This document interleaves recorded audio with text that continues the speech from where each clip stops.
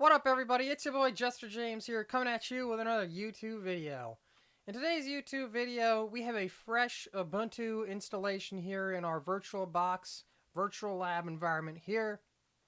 Specs here, I gave it 4 gigs of RAM and then 50 gigs of storage. You can up that up to 8 gigs of RAM if you want and 100 gigs of storage. Totally up to you. It's totally dependent on your hardware that you have running on your PC, etc.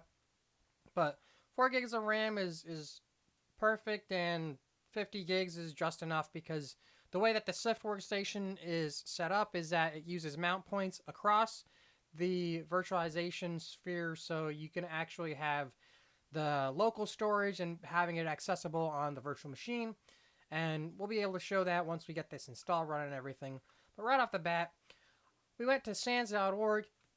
Phenomenal organization. They have a lot of awesome training, expensive but awesome training, and their team there is awesome. And they also have a lot of free resources too. They put on a lot of cool conferences and a lot of good threat summits and things along those lines. And they also, you can just check them out there by going to their website, sans.org. But we navigate here to the SIFT Workstation page right here, sans.org, Tools, SIFT Workstation. And right off the bat, it says SIFT. The SIFT Workstation is a collection of free and open source incident response and forensic tools. So you've heard me talk about this a lot. I had mentioned that if you want to set up a forensic workstation to do some forensics on and to have that in your enterprise lab environment and your virtual lab, etc., you can go exactly like I'm doing today. We have a fresh Ubuntu installation. This is, I believe it's Focal Fossa is the term, but it's Ubuntu 20. And instead of using the SIFT workstation appliance, so if you actually make an account on the SANS website, you can download an OVA file and then you can boot into it directly from there. And that's a quicker, easier way of having your SIFT workstation all spun up. However, what we're going to be doing is option 2A here, and we're going to be installing it on a native Ubuntu system. So right off the bat, few things that you need here. Let's go to this page here. So right off the bat, it says install SIFT CLI using these install instructions. It's basically just going to take you to this page here. But either way, you're going to need to go here. We're going to go to releases. And then I'm going to open this page in my workstation here. So I'm going to use a shared clipboard just because it's easier. So like I said, I did install the guest editions, so that clipboard works and such like that. Paste that. And then we're going to download all these assets here. Save file. So that's a signature file. Whoop. Save file.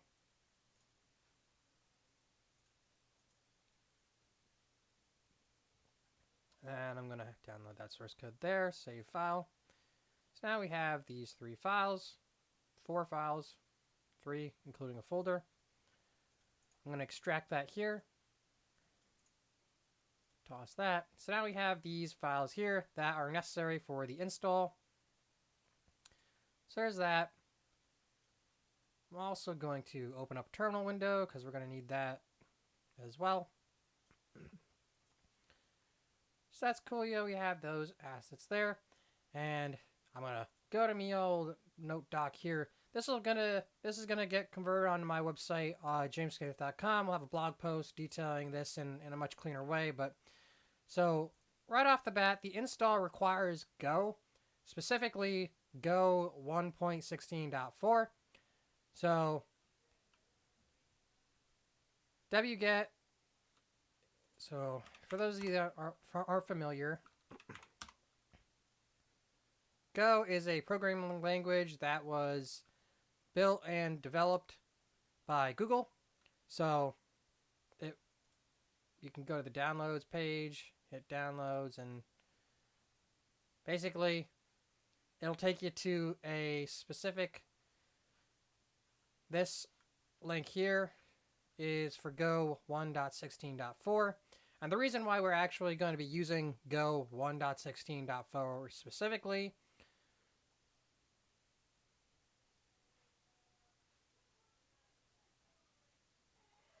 is because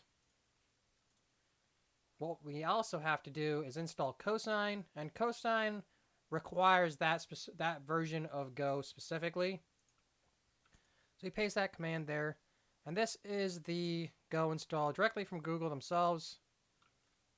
So I'm just going to hit wget there. Actually, before I do that, let us cd into the downloads folder just so you can have everything in that one spot.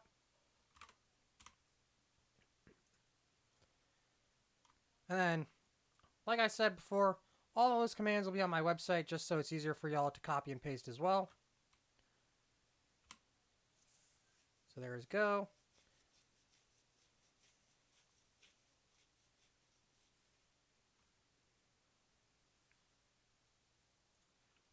And the second thing that we're going to need to do as well, right, is install Cosine.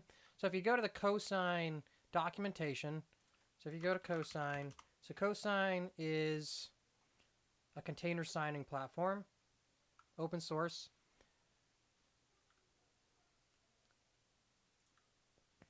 You can download from releases as well. But what we're going to do, just because we are in our Ubuntu machine, it's a fresh install. We haven't went and locked ports down or anything like that, or restricted it from the internet or anything like that. We still have it natted and everything like that, so it has full access to the internet currently through our host operating system. I'm just going to run this command. But first, right, I don't want to jump ahead of myself. We have to install Go. So then we're going to be using tar-xvf. And if you're not familiar with that command, this is going to unzip that file, or untar it, I guess. And then it'll open it up and put it in the directory where we are now. So downloads. So there you go. Unpacking all that Go jazz. Lit. There's Go. And now what we're going to be doing here, so these are going to be setting up the Go environment. So Go, obviously, much like other developmental languages like Python, etc., it is a programming language. So what we're doing here is we're setting up a development environment. That way Cosine is able to leverage Go in all of its facets. And so like I was saying, these paths are for setting up the development environment. So like Go root is for compiler tools that come from the Go installation. And a common path here is user local Go. There you can change it. However, this is a default path, so we're going to keep it as user local. And then Go path. This is for our own Go projects and other potential third-party libraries, but specifically in our case, right, we're going to be using it for SIFT and specifically Cosine. So there is those paths set. There we go. I'm going to spin that up too. So this is setting that path up so we can actually use Go without having to specify a specific file, etc. For example now, right, like we can go hit Go version. And there we go. It's 1.16.4, which makes complete sense, right? So that's the specific version of Go that we need. Next thing, right, we're going to download all of these files from SIFT. We already did that. I jumped the gun a little bit there. But the next thing we're going to be doing is installing Cosine. So now that we have Go 1.16, right, exactly like I said, we needed that specific version. We're going to install Cosine using Go by copying this command. And there it also details a little bit about how their development environment matches up with the path.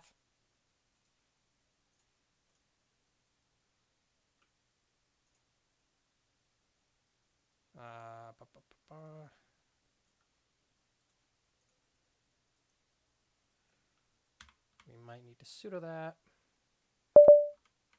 Oh, no. It copied that. it copied the $sign. You see there's the double $sign. Classy. There we go. So now Go is going to install, and Go takes a decent amount of time to install. So I wanted to talk to y'all a little bit about some of the other options for installing SIFT, but specifically, another thing that you can do is you can actually install SIFT on Windows using Windows Subsystem for Linux. So if y'all are not familiar, you can actually install Windows Subsystem for Linux, right? And basically what that does is it allows you to install Ubuntu or kind of any other version of Linux or flavor of Linux on Windows. However, I personally am not a massive fan of Windows Subsystem for Linux in the essence of having it being installed on your local machine. So if you were to install another virtual machine of Windows 10 or Windows 11 at this point, and you were to install Windows Subsystem for Linux on that virtual machine, that's totally fine.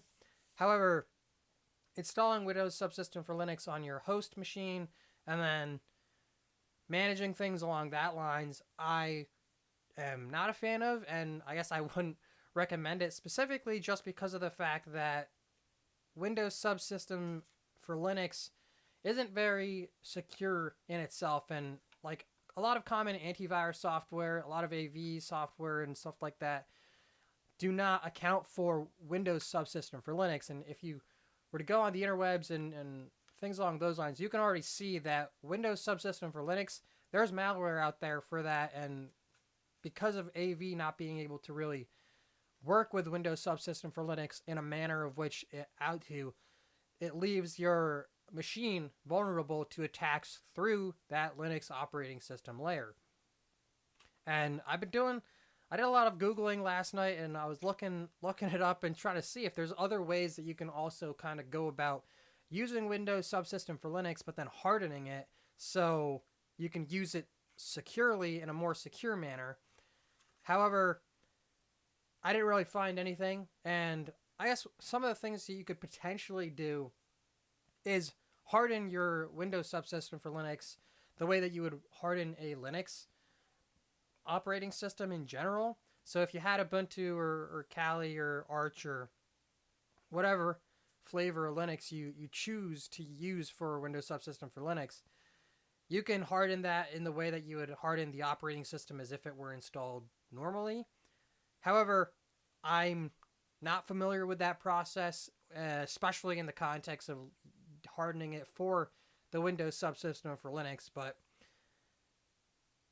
like I'm sure as well, like as we go about as Windows Subsystem for Linux, I keep saying what I say the full name, WSL for short, as WSL becomes more and more used and it becomes more aged, we'll say, as I don't think it's going away.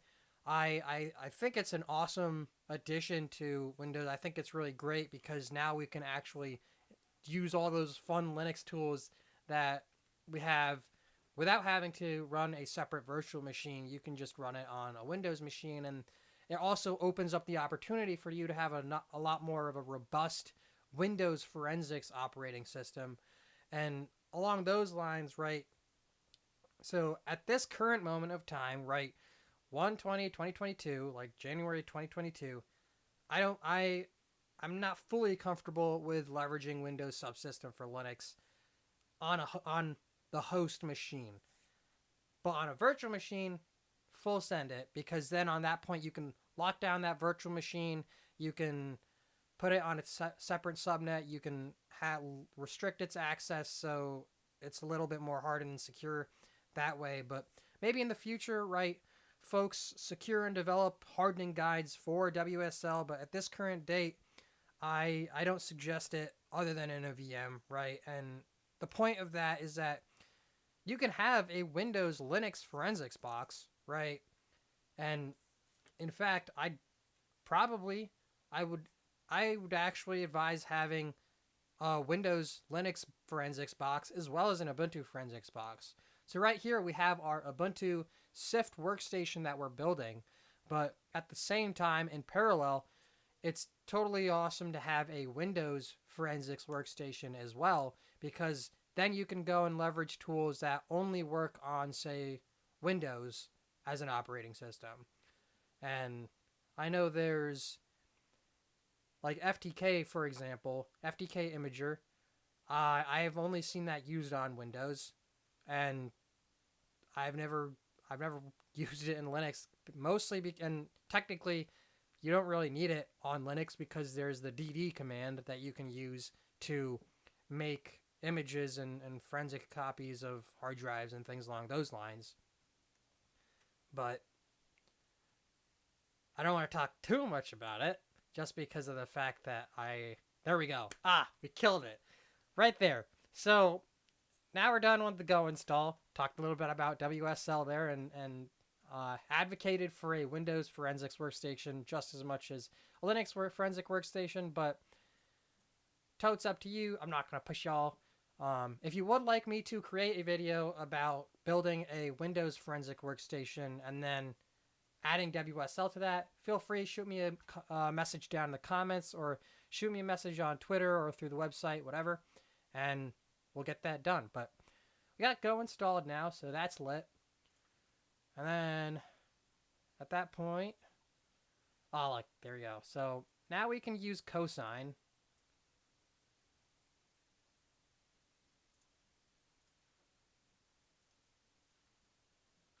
Was that? So we had Go installed, and then we just installed cosign. So now that cosign is installed, we can verify these files. So there's siftcli.pub, and that's that key to verify, and siftcli.linux to verify the files that we just pulled from that SANS, this GitHub page, are verified, they're clean, and they're not tampered with or whatever from going from GitHub to our system here. Verified. Okay, cool. There we go. Now what we're going to do is we're just cleaning up some of the install steps here. So now we're moving SIFT into user local bin. That way we can use the SIFT as a command.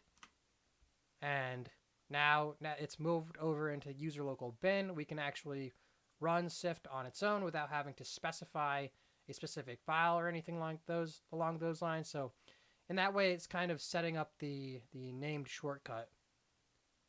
And then we're chmoding that, so that's going to modify it in a way in which everyone can read and execute and the owner can write. So that's 755. And then you could get into more of the different chmod configurations that you can do. But basically, chmod allows you to change and adjust files that way that you can read, write, or execute them for whatever the purposes are. So you can make it so you have a file, you developed it, and afterwards you can make it executable. At this point, right, you can just run sift --help, coolio. And next what we're going to do here, we'll run sift install. Says, let's do sudo sift install. There we go. So now it's installing the SIFT workstation. KDE wallet says installing and configuring install new wallet properly. KDE wallet. This is used to store sensitive data in a secure fashion. So this is going to take a decent amount of time as well. Sure what that is. I have not gone and dabbled in that fully. However, we're just going to go GPG encryption for better protection. Now it says, seems that your system has no key suitable for encryption. Please set up at least one encryption key, then try again. I guess we'll just do classic blowfish encrypted file. And then that is a password, so.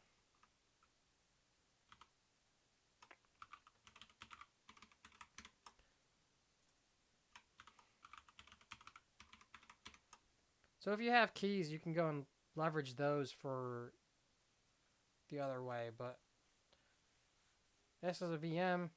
I'm not entirely... Let's go take a gander at that, huh? KDE wallet.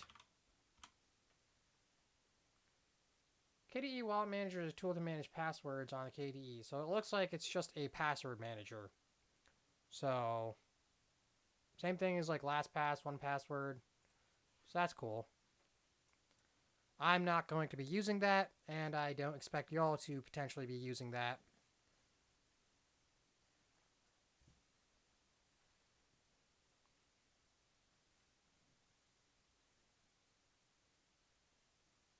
Unless y'all do, to which case if you do plan on using that, let me know why,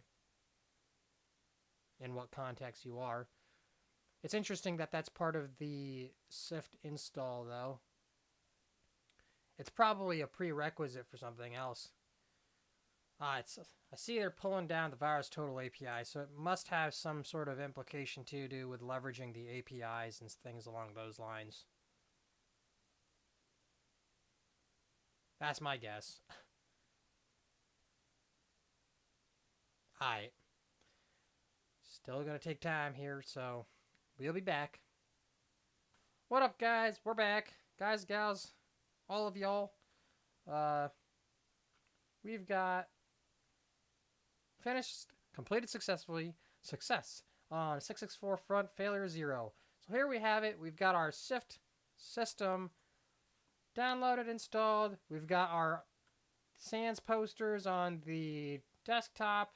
So pulled up this one before in a different video, but you can check it out. Look, we've got it on our virtual machine workstation now.